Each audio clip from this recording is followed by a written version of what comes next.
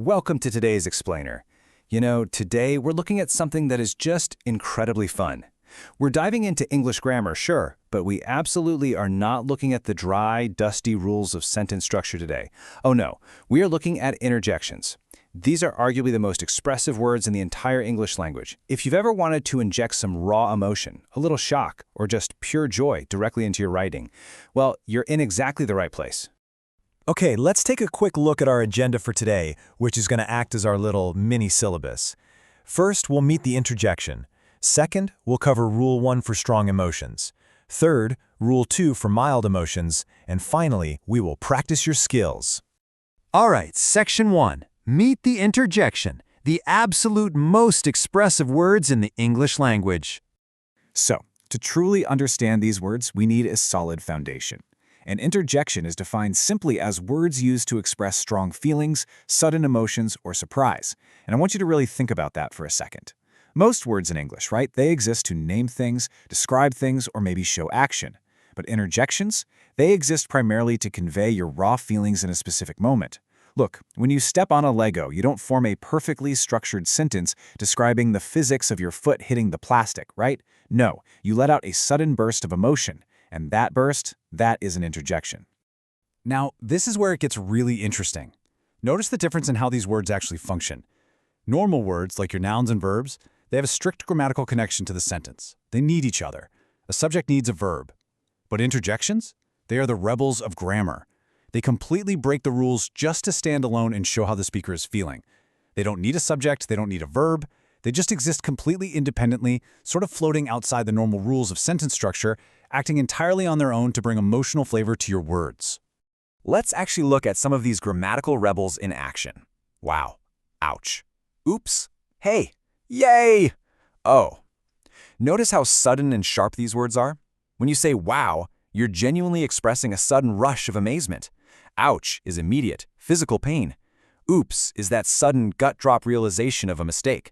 You really can't just read these words like a robot. They demand energy. They demand vocal variety because they literally represent the sudden emotions and surprises of human life.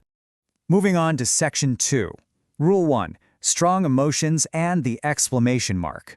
So here's the crucial point. When an interjection expresses a strong or sudden emotion, it stands completely alone with an exclamation mark. And because of this, the very next word must always start with a capital letter. For example, ouch, that really hurt. You're basically treating the interjection like a powerful, miniature sentence that just blasts out a strong emotion, whether that's pain, surprise, or joy, before moving on to the actual explanation. Notice the capitalization on the next word here. Wow, what a beautiful house. See that capital W? The interjection completely resets the sentence structure. All right, Section 3, Rule 2, mild emotions and the comma. Now, let's see how this builds when things are a little more gentle. When your emotion is mild, you do not use an exclamation mark. Instead, the interjection is simply attached to the rest of the sentence using a comma. Like, oh, I didn't know you were here. That's just mild surprise, right? It doesn't need an exclamation mark. And notice that the sentence continues naturally without needing a new capital letter. Or consider this one. Well, I suppose we can try again. That interjection, followed by a comma, beautifully captures a feeling of hesitation.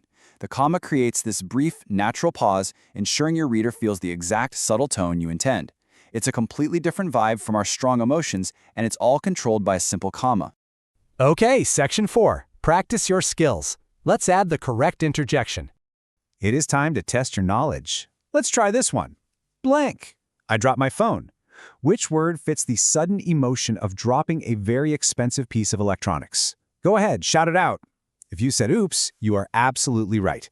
Dropping a phone is a classic mistake, and that sudden realization definitely warrants an oops followed by that exclamation mark.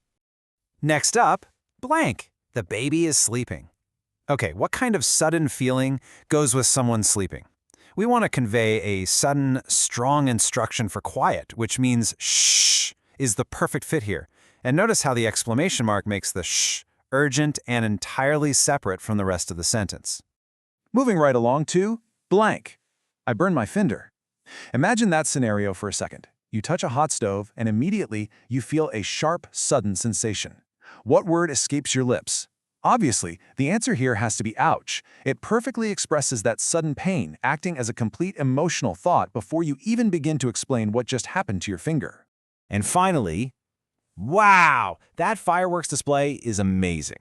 When you're staring up at the night sky, just totally captivated by the lights, that feeling of pure joy and amazement is best captured by wow! Wow, that fireworks display is amazing. You've got the strong emotion, the exclamation mark, and a capitalized next word. Perfect grammar. Well, look at that. You've now mastered the basics of interjections. You know what they are, how they act as grammatical rebels, and how to perfectly punctuate them, whether you're expressing sharp joy or just hesitating with a comma. But before we wrap up, I want to leave you with this final thought. What other rule-breaking words are hiding in the English language, just waiting to add flavor to your writing? Because grammar, it isn't just a set of dry rules. It's a dynamic toolbox for expression. Keep looking for those unique tools, keep practicing, and hey, thank you so much for joining me for today's Explainer.